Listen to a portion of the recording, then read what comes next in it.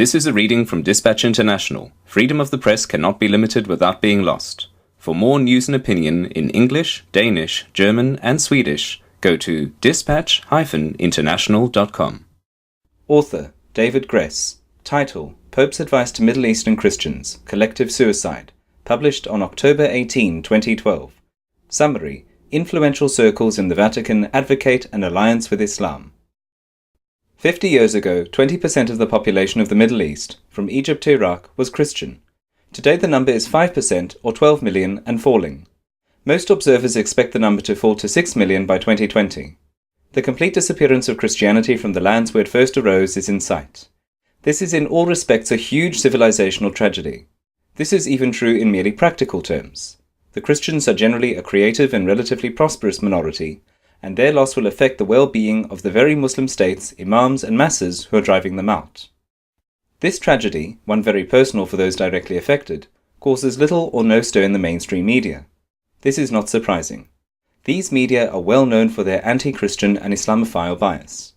What is surprising is that even among the various churches themselves, few seem to notice or care about the unfolding drama. A lonely but eloquent exception to this rule is the Italian Vaticanist and Catholic Sandro Magister, whose website chiesa.espresso.repubblica.it, also in English, regularly monitors assaults on and prejudice against Christians in the Middle East. Link. Although only a minority of Middle Eastern Christians are Catholic, one would expect Magister's church, being the largest and most powerful, to take at least a strong public stand against what is clearly nothing less than systematic religious persecution. It is estimated that every 5 minutes a Christian is slain, martyrized, for his faith somewhere in the world, and the vast majority of these murders occur in Muslim lands. No century has produced more martyrs in history than the 20th. The 21st seems likely to surpass that tally. Do we hear anguished protests against these atrocities from the head of the Catholic Church, Pope Benedict XVI? Not exactly. On his recent visit to Lebanon, where Christians and Muslims each constituted about half the population as late as 1970, he called on both communities to use the wisdom of King Solomon in preserving the decisive balance between Christians and their brothers of other religions, which can act as a model for the inhabitants of the whole region. Speaking to the Lebanese government, he invoked those values which are common to all the great cultures because they are rooted in the nature of the human person. Of these values, the greatest is religious freedom. This is surreal. The Pope knows perfectly well what is really going on, and who the villains and who the victims are. It is not the Christians who need to be told to be wise and patient.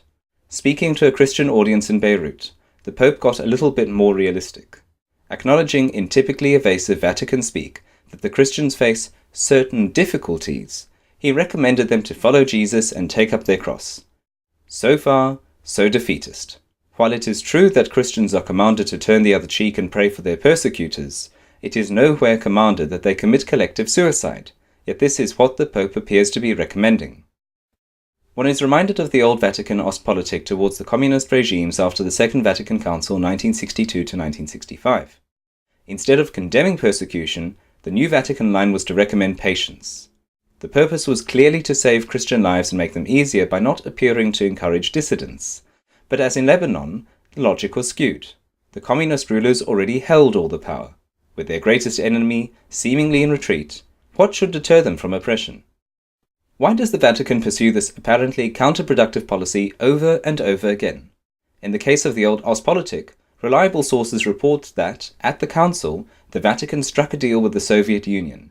If the Council refrained from issuing a dogmatic condemnation of communism, as many hoped and expected, the Soviets would allow representatives of the Orthodox Church to attend and would in general let up on its anti-Christian propaganda. One is reminded here of the old saying that if you want to sup with the devil, you should bring a long spoon. All too many church leaders then and since forgot this wisdom and treated their enemies as potential friends to be appeased by dialogue, the great catchword of the age. So again, why repeat discredited policies that do not help those, the local Christians, whom the Pope and his advisers claim to be helping? One possibility is that they really believe what they are saying. It seems unlikely for such intelligent men, but cannot be disregarded. But there is another reason for what appears to be behavior likely to harm rather than help local Christians, and that is the fantasy well rooted in certain Catholic quarters, of a grand alliance with Islam against a Western modernity hostile to faith and to enduring values, such as the family, and unfavourable to such values as immediate gratification, homosexuality, feminism, and ugliness. At the origins of this fantasy, Louis Massignon, born in 1883, died in 1962, the greatest French scholar of Islam of the 20th century. In the early 1900s, Massignon spent time in Morocco, where he discovered Islamic mysticism, which immediately became a lifelong fascination. His writings of the time and later demonstrate a strong mystical belief in the fundamental compatibility of Judaism, Christianity, and Islam, even that each of the three religions needs the others. Pupils and followers of Massignon among the council, fathers and their advisors, played a decisive role in getting Islam included prominently in the council's declarations on religious freedom Nostra Aetate in 1964. Its sections on Islam truly make this a most singular document. The Church also regards with much appreciation the Muslims who worship the one God, living and existing, merciful and almighty, maker of heaven and earth, who has spoken to men, who endeavour with all their might to submit themselves even to his hidden decrees, just as Abraham, to whom the Islamic faith gladly refers itself, submitted himself to God. Even though they do not recognize Jesus as God, they do venerate him as a prophet, and honour his virginal mother Mary, sometimes even invoking her devoutly. Furthermore, they look forward to the day of judgment, when God will awaken and make retribution to all men. Therefore they value a moral life and honour God, especially in prayer, charity, and fasting. For the first time in church history, and in radical opposition to all earlier declarations, Islam is said to be a true religion in its own right, and no longer a heresy. The quoted words are pure, simplified Massignon. Nowhere in this or any other subsequent church statement on Islam is this lofty illusionism confronted with the harsh reality. Nowhere is it mentioned that most Muslims would take strong exception to being equated with Christians, just as most Muslims would vehemently condemn Massignon's pious beliefs.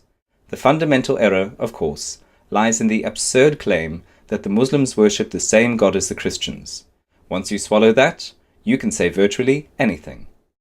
In the same council document, the Jews were also relieved of the charge of deicide, yet many of those who favoured the new line on Islam went on to systematically take the Arab-Muslim side in the Middle East conflict. This reaction was partly a function of the generally rampant third worldism of the time, combined with the radical interpretation of the social teaching of the Church that also gave rise to liberation theology of Christ, the revolutionary with the machine gun, and partly a function of the old teaching of deicide hanging on in the older generation.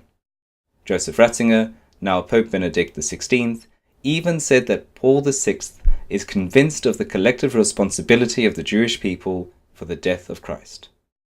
So, an unholy alliance of Islamophile Massignon followers, Third Worldist theologians, and residually anti-Semitic church leaders launched in the 1960s a series of fateful misunderstandings of what was and is at stake for Christians under Muslim rule.